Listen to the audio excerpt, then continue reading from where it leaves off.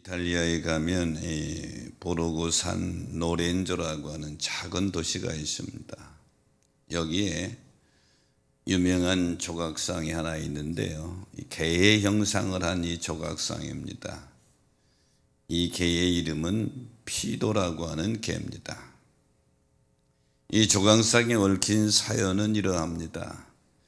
1941년 평범한 노동자로 살아가던 카를로라고 하는 사람이 일터에서 집으로 돌아가던 중 상처를 입어 죽어가는 강아지를 보게 되지요. 그래서 불쌍한 마음에 강아지를 집으로 데려와 지극정성으로 보살폈고, 강아지가 상처가 회복되고 나서 건강하게 주인과 함께 잘 지냅니다. 이 카를로와 이 강아지는 아주 친분은 가까운 사이가 돼서 이 카를로가 직장에서 퇴근하면 꼭 버스 정류장까지 나와서 기다리고 있다가 같이 들어오고, 이렇게 친분한 관계가 됐습니다.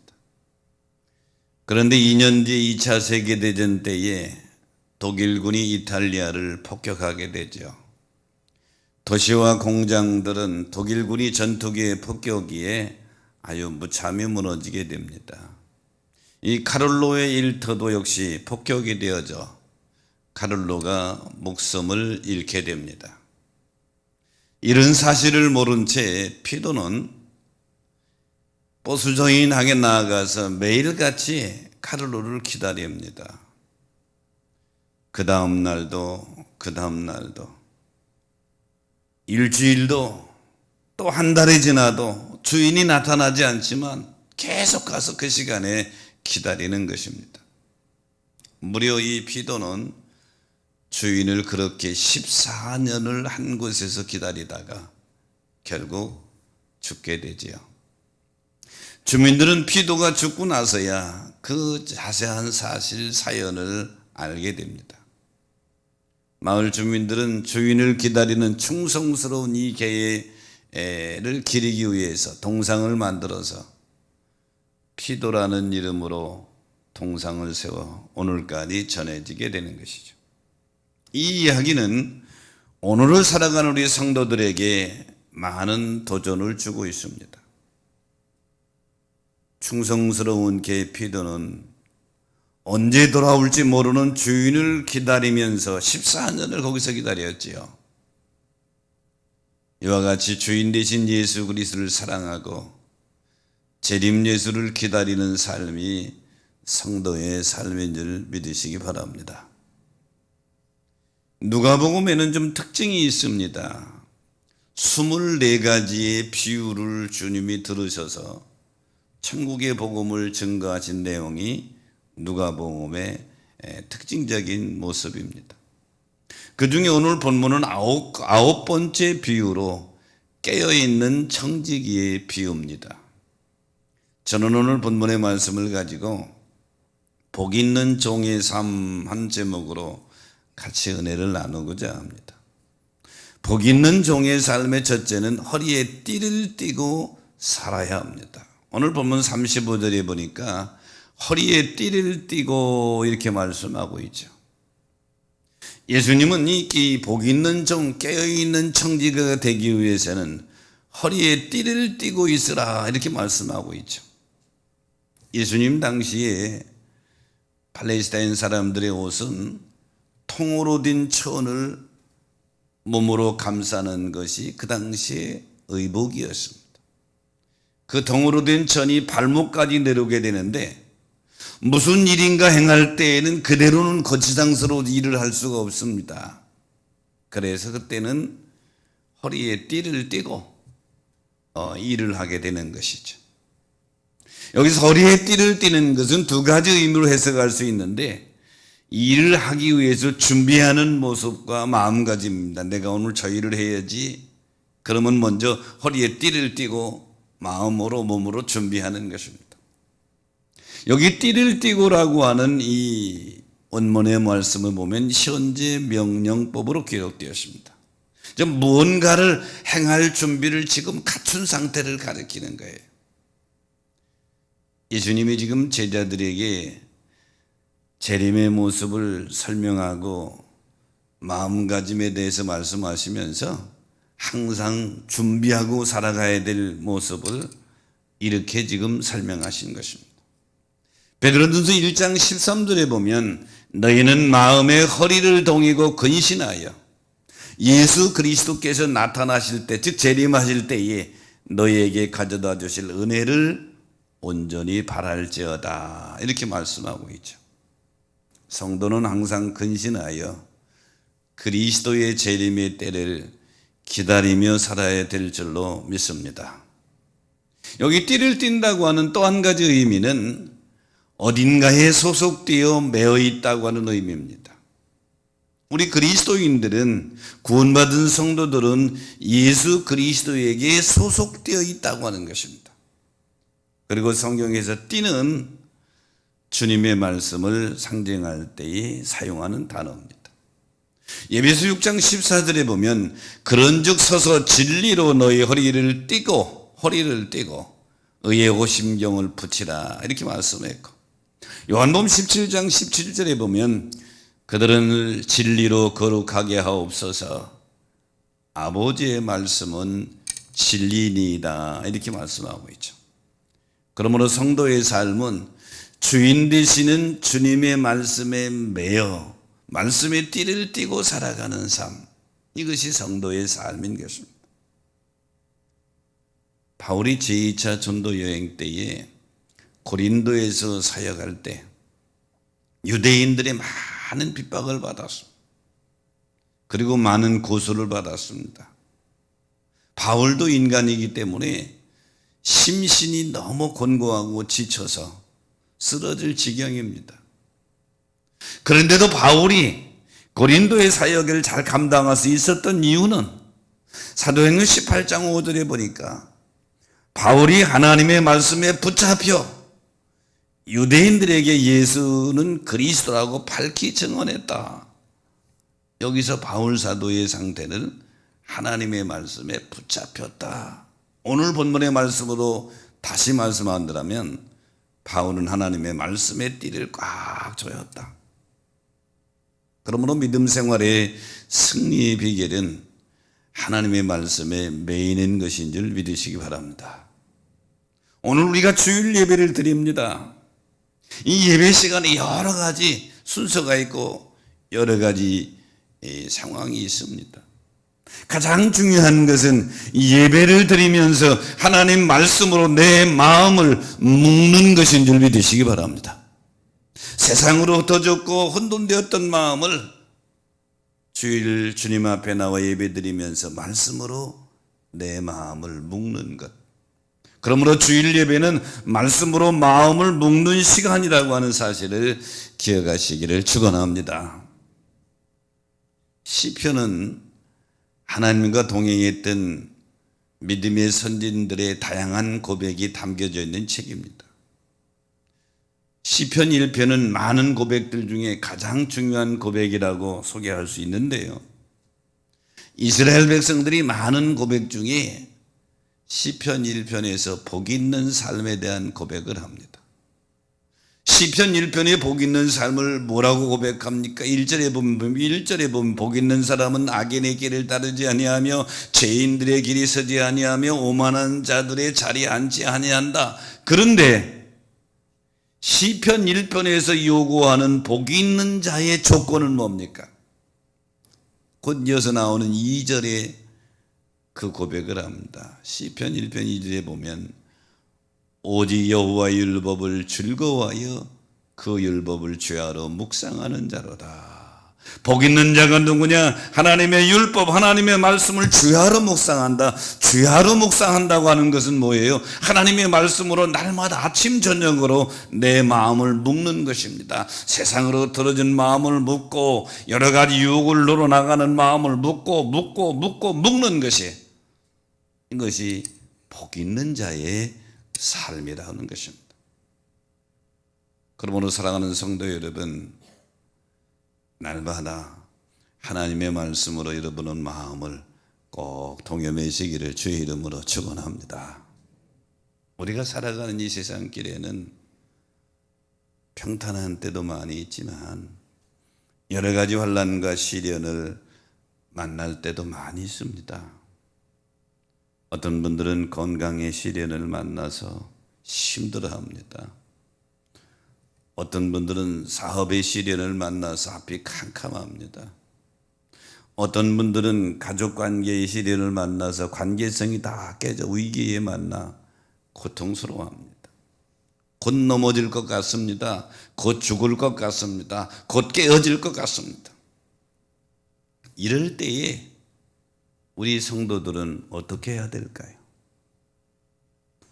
복 있는 사람은 하나님의 말씀으로 먼저 내 마음을 묶어야 될 줄 믿으시기 바랍니다. 목사인 저에게도 가끔은 인생의 시련과 고통이 찾아옵니다.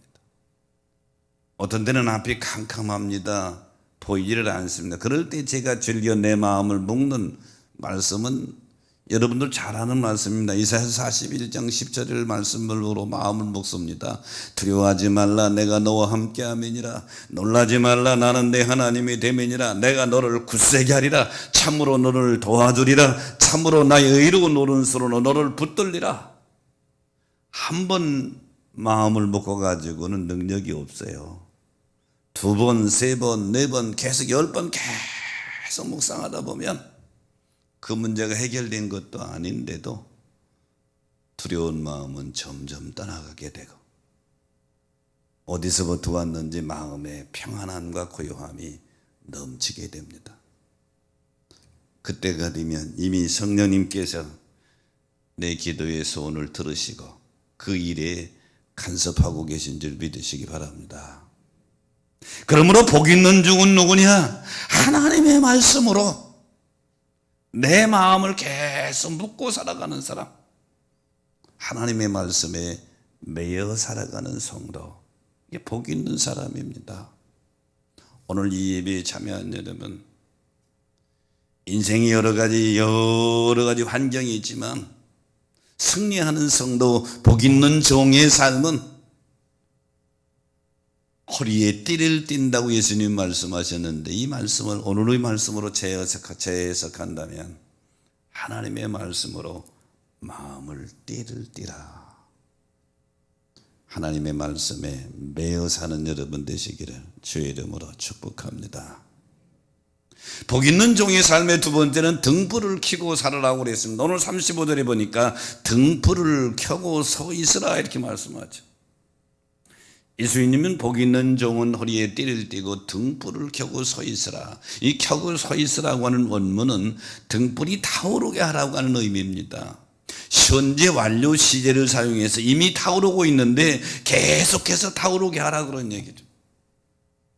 이는 어둠 속에서 이동하거나 일을 준비할 때 그렇게 하라고 하는 말씀이죠. 본문에서 등불은 두 가지 의미를 지니고 있습니다. 어둠 속에 환하게 비추라고 하는 의미와 주인이 올 때까지 그 등불을 꺼뜨리지 말라고 하는 것입니다. 오늘 예수님께서 말씀의 배경은 어떤 주인이 먼 혼인집에 갔다. 그런데 집에 있는 종들이 주인이 언제 돌아올 줄 모르니까 허리에 띠를 띠고 등불을 켜고 깨어서 주인이 밤늦게 돌아올 때에 문을 두드리면 얼른 문을 열어주는 자, 이렇게 깨어있는 종이 복이 있다 이렇게 말씀하신 거예요. 즉 등불을 꺼뜨리지 않고 항상 밝히고 있다고 하는 말은 불은 성령을 의미하고 상징으로 사용되는데 오늘 현대적인 의미로 재해석한다면 성령의 충만을 유지하고 있는 상태. 사랑하는 성도 여러분, 성령의 충만함을 유지하여 복 있는 종의 삶을 걸어가게 되시기를 축복합니다. 제자들의 모습을 한번 봅시다. 선생님인 예수님이 십자가 앞에 닿았을 때, 십자가에 죽으실 때 모두 다 도망가 버렸어요. 예수님과 함께 죽겠다고 호언장담했던 베드로까지 다 도망가 버렸습니다. 이 나약한 제자들이 사도행전 2장에서 마가의 다락방에 성령의 충만함을 받습니다.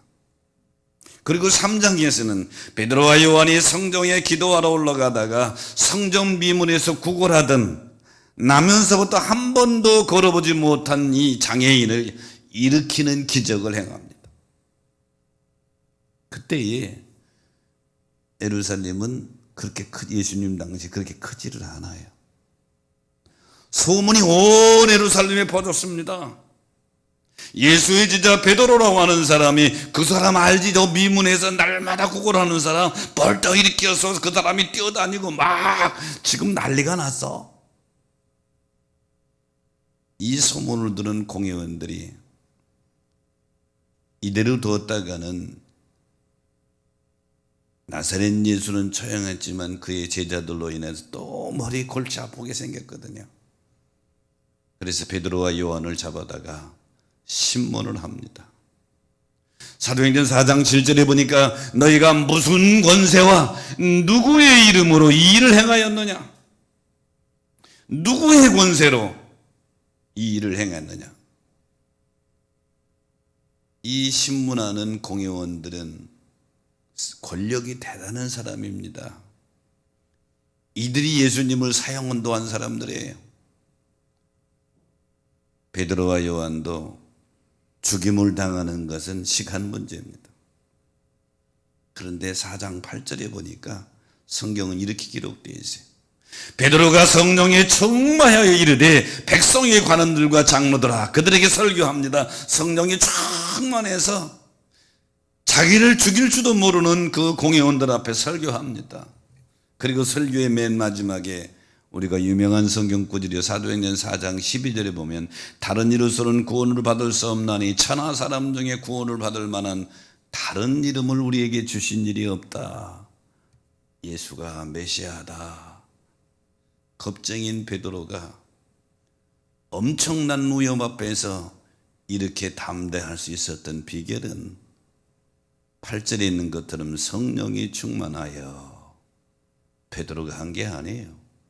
베드로를 확 감싸고 계신 성령님이 베드로에게 담대함을 주신 줄 믿으시기 바랍니다. 그러므로 사랑하는 여러분, 이 땅에서 우리가 신앙생활 승리하는 비결은 내 지식과 힘과 노력이 아니에요.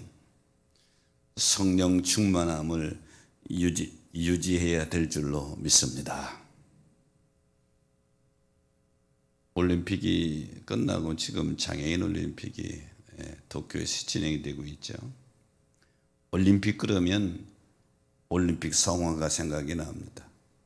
이 올림픽 성화는 고대 올림픽 개척지인 그리스의 올림피아에서 태양으로 점화된 횃불입니다. 올림픽 성화는 올림픽 대회의 시작과 끝까지 올림픽과 함께합니다.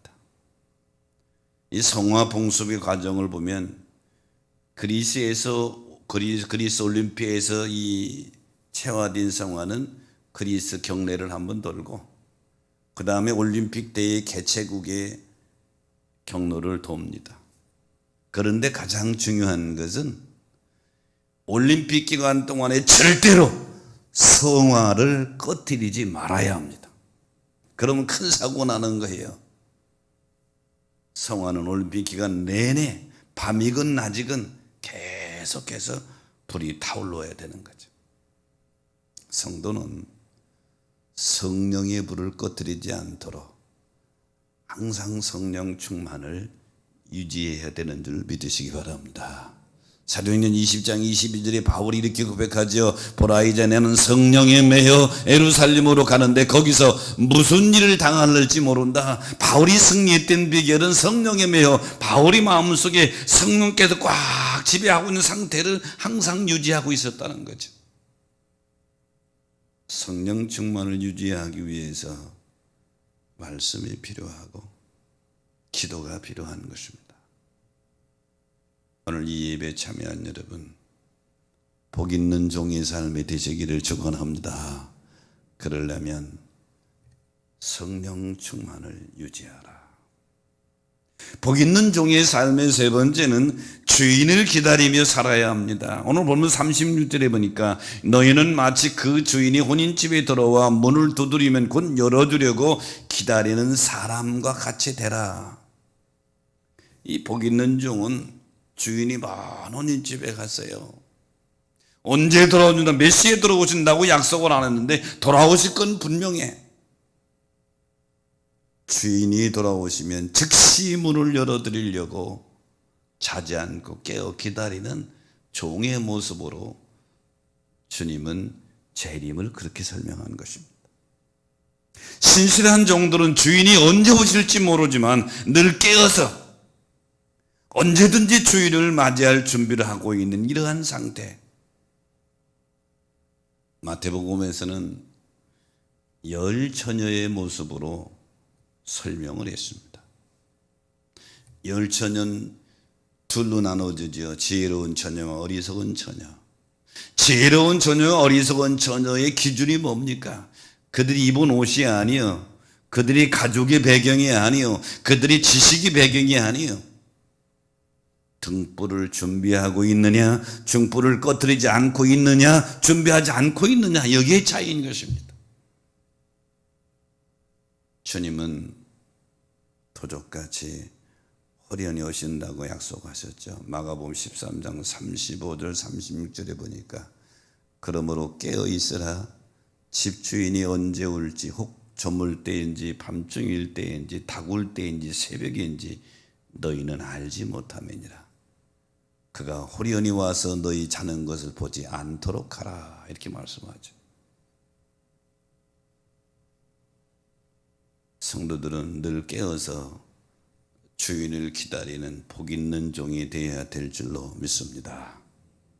히브리서 10장 37절에 보면 잠시 잠깐 후면 오실 이가 오시리니 지체하지 아니하시리라 이렇게 말씀하죠. 그러므로 사랑하는 성도 여러분, 주님이 언제 오시든지 주님 맞을 준비하는 재림신앙으로 무장해 살아가는 저와 여러분 되시기를 주의 이름으로 축원합니다. 마가복음 15장 33절 이하에 보면 예수님이 십자가에 죽으신 후의 사건을 기록하는데 예수님이 십자가에 운명하셨어요. 예수님이 운명하신 시간이 우리 시간으로 오후 3시입니다. 이 오후 6시가 되면 유대인들이 안식일입니다. 안식일에는 절대 장례를 하질 않아요. 시체를 보지도 않고 만지도 않습니다. 그럼 예수님이 시체인 죽으신 그 육신의 몸은 그대로 십자가에 매달린 채 새의 먹이가 될 수밖에 없는 그런 상황 속에 누구도 나서지 않는 상황 속에 한 사람이 등장하게 됩니다. 15장 43절에 보니까 아리마다 사람 요셉이 와서 당돌이라고 표현해서 아주 당돌하게 담대하게 빌라도에게 들어가 예수의 시체를 달라 하니 이 사람은 존경받는 공회원이요 하나님의 나라를 기다리는 자라 그랬어요. 아리마다 사람 요셉은 산헤드린 공회원으로 유대 사이의 최고 상류층 계층의 사람입니다. 공회원이지요. 사람들에게 영향을 끼치는 사람이고 권력과 부가 있는 사람입니다. 그런데 지금 처형된 나사렛 예수는 공회원들이 그들을 처형한 거예요. 아리마다 요셉은 물론 반대했겠죠. 만약에 이 예수의 시체를 장사하는 일에 아리마다 요셉이 나설 경우에는 엄청난 리스크를 감당해야 합니다. 그런데도 이 아리마다 요셉은 예수의 시체를 장례하기 위해서 당돌하게 일었습니다. 왜 그랬을까요? 43절 마지막에 보니까 하나님의 나라를 기다리는 자다.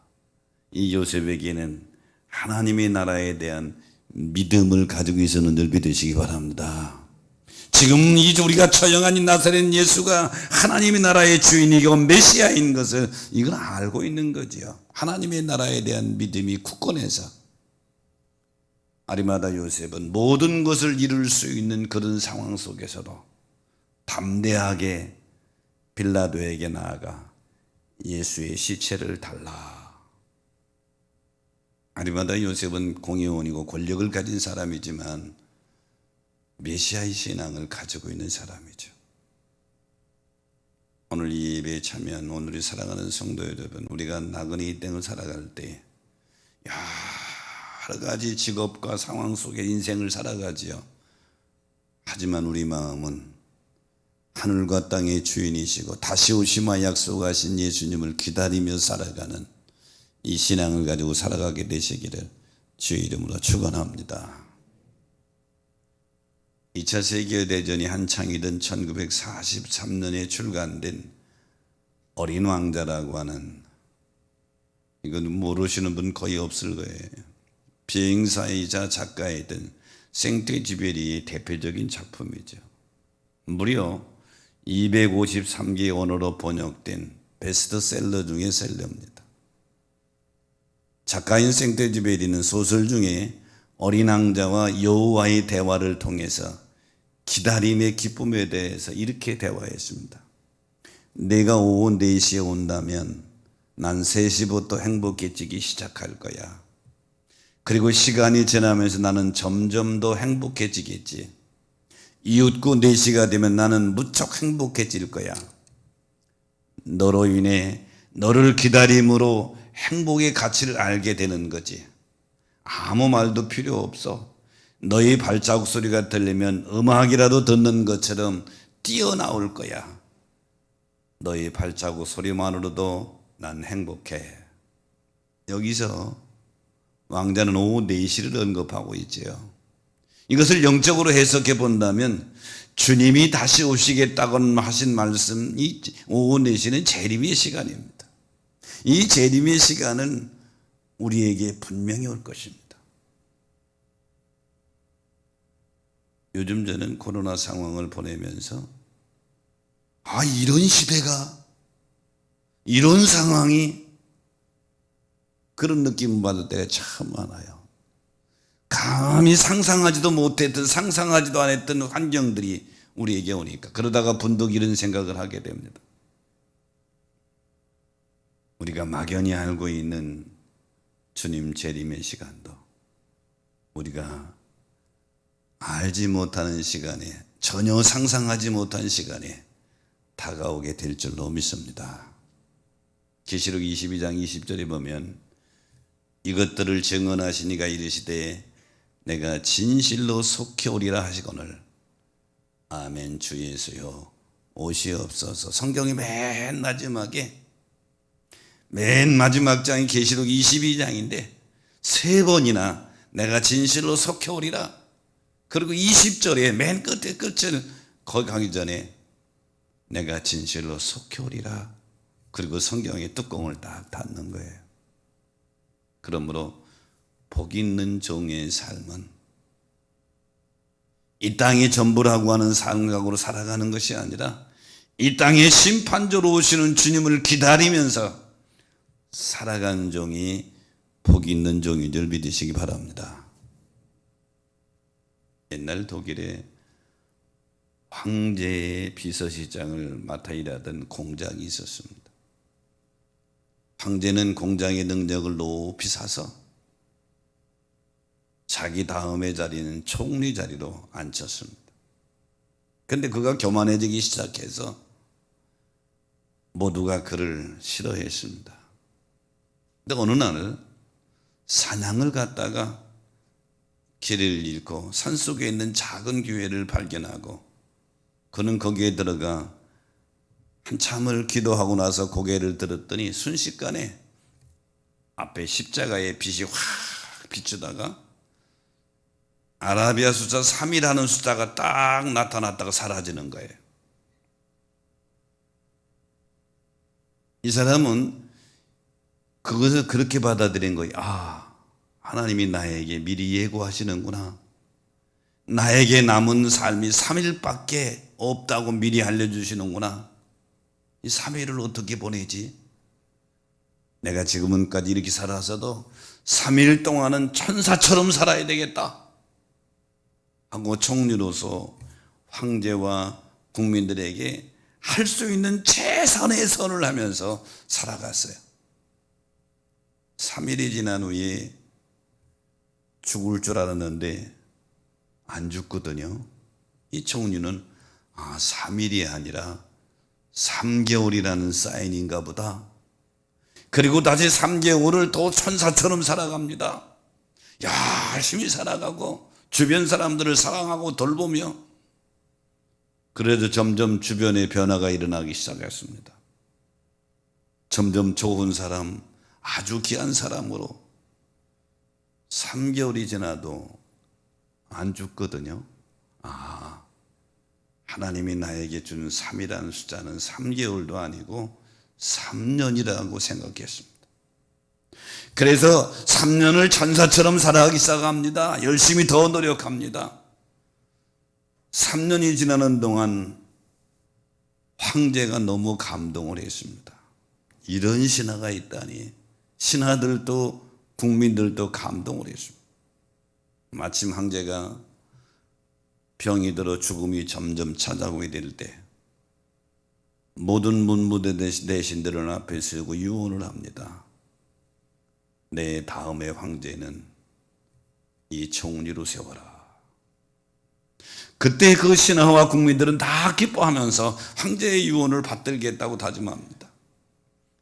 3년이 되는 날 그는 황제로 등극하게 되는데, 그가 바로 우리가 잘 아는 1314년 신성 로마 제국 황제로 추대된 누드비 황제에 얽힌 그런 얘기입니다. 이 누드비 황제는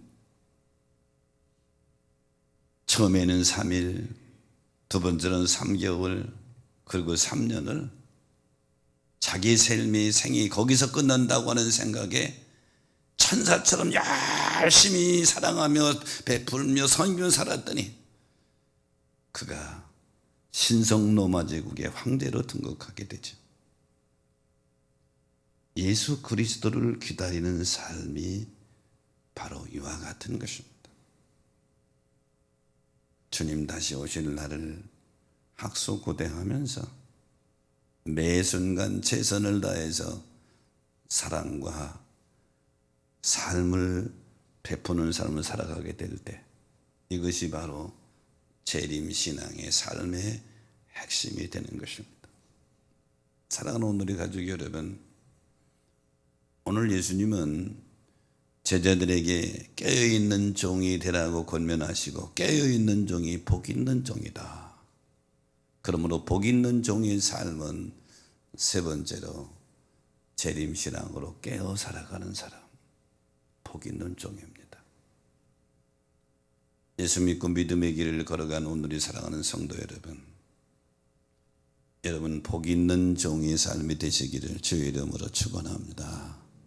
복 있는 종의 삶은 늘 말씀에 매여 살아가는 삶이에요.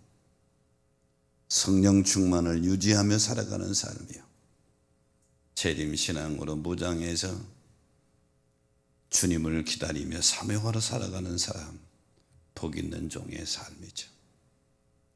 우리는 세상에서 얽매이고 세상 중 살아가다 보면 또 잃어버리게 됩니다. 또 내 맘대로 살아가게 되죠. 그래서 우리가 매주일 왜 예배를 드려야 되느냐? 예배드리면서 하나님 말씀으로 내 마음을 묻고 내 생각을 묶으면 성령님이 내 마음을 온전히 지배해서 내가 성령 충만을 유지하게 되는 것입니다. 그리하게 될 때 우리에게 주어진 상황 속에서 주님 오실 날을 사모하며 재림신앙으로 승리하는 걸음을 살아가게 될 줄로 믿습니다. 그런 여러분의 삶이 되시기를 주의 이름으로 축복합니다. 기도하겠습니다.